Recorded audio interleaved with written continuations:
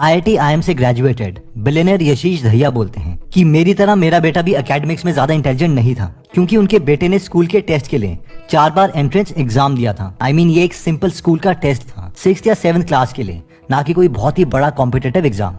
और finally 4th time में वो स्कूल के एंट्रेंस एग्जाम में सिलेक्ट हो गए। और उस वक्त यशीश के बेटे ने उन्हें SMS सेंड किया और कहा, पापा 2 तरह के लोग होते हैं, एक जो हार मान लेते हैं और दूसरे जो जीत जाते हैं। इवन 10th क्लास में यशीश के बेटे ने उन्हें फोन करके कहा था कि मुझे लगता है कि मैं अपनी क्लास में सबसे डम लड़का हूँ, लेकिन मैं इतना हार्ड वर्क करूंगा कि सबसे आगे निकल जाऊंगा। और हुआ भी यही, उनकी सिलेक्शन ऑक्सफोर्ड में हो गई और यहाँ से वो इंजीनियरिंग कर रहे हैं। तो पॉइंट ये है कि जिस इंसान का ऐसा एटीट्यूड है उसे कोई भी नहीं रोक सकता, क्योंकि हार्ड वर्क से कोई भी इंटेलिजेंट बन सकता है। तो ये जो गॉड गिफ्टेड वाली थियरी है इसे रहने दो, जो सबसे ज्यादा हार्ड वर्क करेगा फाइनली वो ही जीतेगा। ये जो गॉड गिवन टैलेंट वगैरह वाली कहानी है ना, ये तो मतलब यार रहने ही दो, मतलब I don't think it really matters. Next point कहता है कि intelligent people keep asking questions. Socrates, जिन्हें वेस्टर्न फिलॉसफी का फाउंडिंग फादर माना जाता है, इनकी एक जो सबसे बड़ी क्वालिटी मानी जाती है वो ये थी कि उनके पास हर चीज के आंसर चाहे ना हो, पर वो हर चीज के बारे में क्वेश्चंस पूछते रहते थे। एक बार सॉक्रेट्स के पास एक जवान लड़का आया जिसका नाम यूथडेमस था, जो कॉन्फिडेंट था कि वो ये बता सकता है कि कब किसी के साथ न्याय हो रहा है और कब किसी के साथ अन्याय हो रहा है। तो सॉक्रेट्स ने उससे पूछा कि अच्छा मुझे ये बताओ कि अगर कोई किसी को धोखा देता है तो क्या ये अन्याय है या न्याय है? तो उसने बोला हाँ ये तो अन्याय है, क्योंकि ये गलत बात है। फिर सॉक्रेट्स ने पूछा ओके, लेकिन अगर कोई अपने देश के लोगों को बचाने के लिए दूसरे देश की आर्मी को धोखा देता है तो फिर ये क्या है? इस पर यूथडेमस बोला कि दुश्मनों को धोखा देना न्याय है, लेकिन दोस्तों के साथ धोखा देना अन्याय है।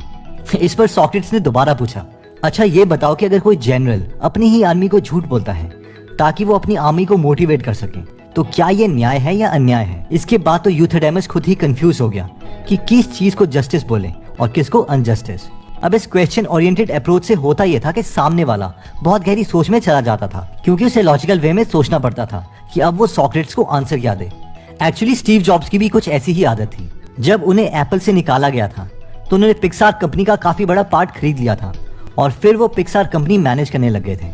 उस वक्त वहां के इंजीनियर्स काफी घबरा गए थे, क्योंकि वो जानते थे कि स्टीव जॉब्स बहुत डिमांडिंग है। एनीवेज, पिक्सार के को-फाउंडर एड कैटमेल बोलते हैं कि उनकी बात स्टीव जॉब्स से ज्यादातर फोन में होती थी। वो बहुत सोच समझकर उन्हें कोई आइडिया बताते और स्टीव जॉब्स उनसे उसी वक्त दूसरा क्वेश्चन पूछ लेते कि अगर ऐसा है तो ऐसा क्यों नहीं है। फिर एड फोन रख देते और उस क्वेश्चन का हफ्तों तक आंसर ढूंढते। अगले हफ्ते जब वो स्टीव जॉब को पुराने क्वेश्चन का आंसर देते तो स्टीव जॉब उन पर नया क्वेश्चन पूछते थे और ये दोबारा से काफी हफ्तों तक चलता। I would say something to him and he would immediately shoot it down because he could think faster than I could. Third point कहता है कि use this 5-step process for critical thinking. फॉस करिकुलम स्पेशलिस्ट समंथा अगूज कहती हैं कि critical thinking के लिए हमारे पास कैपेबिलिटी होनी चाहिए कि हम किसी भी सिचुएशन को बहुत छोटे टुकड़ों में तोड़ सके और उसे लॉजिकली एनालाइज कर सकें। और ऐसा करने के लिए हमें 5-step प्रोसेस फॉलो करना पड़ेगा, जिसमें फर्स्ट स्टेप कहता है कि फॉर्मुलेट योर क्वेश्चन, यानी एग्जैक्टली पता करो कि हम किस क्वेश्चन का आंसर ढूंढ रहे हैं। ये सुनने में तो आसान है, लेकिन इसे करना बहुत मुश्किल है। बहुत से लोगों को यही नहीं पता कि उन्हें चाहिए क्या। इंटेलिजेंट माइंड्स छोटी सी बातचीत के बाद भी एग्जैक्टली बता देते हैं कि उन्हें जाना कहाँ है। फॉर एग्जाम्पल, एक एवरेज इंसान कुछ इस तरीके से बात करेगा, यार मुझे फिट होना है या मुझे अमीर बनना है। इन क्वेश्चंस में कोई क्लैरिटी नहीं है, लेकिन एक हाई IQ वाला इंसान इन्हीं स्टेटमेंट्स को कुछ इस तरीके से बोलेगा कि मुझे अगले 2 महीने में 5 kg कम करना है और वो मैं अपनी डाइट को कंट्रोल करके करूंगा, या फिर मुझे इस साल 1 करोड़ रुपए अर्न करने हैं और वो मैं एफिलिएट मार्केटिंग से करूंगा।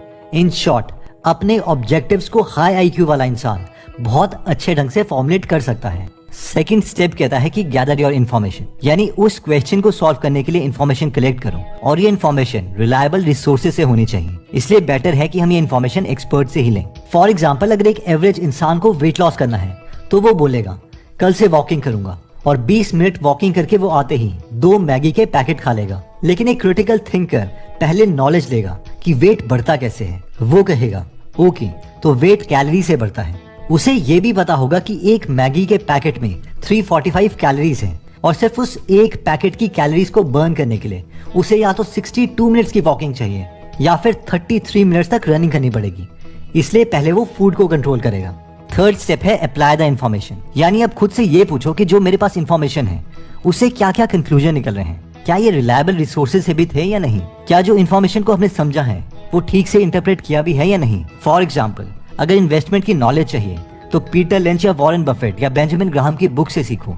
अगर ये सीखना है कि हम फोकस कैसे करते हैं तो MIT के कंप्यूटर साइंटिस्ट कैल न्यूपोर्ट की बुक डीप वर्क से सीखो। स्टार्टअप्स के बारे में सीखना है तो एरिक राइस की बुक लीन स्टार्टअप से सीखो, और इसके लिए गीगल एप्लीकेशन आपकी मदद भी कर सकता है। इस ऐप के बारे में हम आगे बात करेंगे। फोर्थ स्टेप कहता है कि कंसिडर द इम्प्लीकेशंस। इमेजिन करो कि इलेक्शन टाइम है और कोई पॉलिटिकल कैंडिडेट है जो कह रहा है कि हम जिनको नौकरी नहीं मिल रही है उन सबको एक मिनिमम बेसिक अमाउंट देंगे 20,000 रुपए का हर महीने, ताकि वो अपनी फैमिली को सस्टेन रख पाए।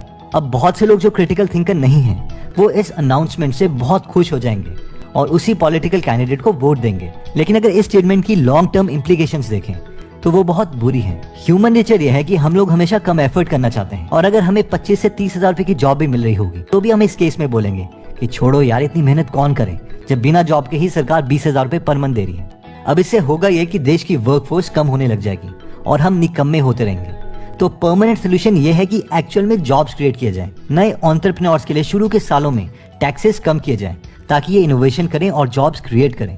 फिफ्थ पॉइंट कहता है कि explore other points of view. ये पॉइंट कहता है कि ऑपोजिट लोगों के थॉट्स सुनने बहुत बहुत इंपॉर्टेंट है। हमें ये पता ही होना चाहिए कि हम गलत क्यों हो सकते हैं। For example, MIT Sloan school of management एक बिजनेस स्कूल है MIT का, जो US की one of the best universities हैं। तो इसमें वो स्टूडेंट्स के लिए अपने बेस्ट रियल वर्ल्ड एंटरप्रेन्योर्स लाते हैं जो उन्हें लेक्चर्स दे सकें, अपने नए पॉइंट ऑफ व्यूज बता सकें। लेकिन सबसे इंटरेस्टिंग बात यह है कि वो बॉक्स में ऑपरेट नहीं कर रहे हैं, यानी सिर्फ अपने ही देश के एंटरप्रेन्योर्स नहीं लाते बल्कि बाकी देशों के बेस्ट एंटरप्रेन्योर्स भी ला रहे हैं।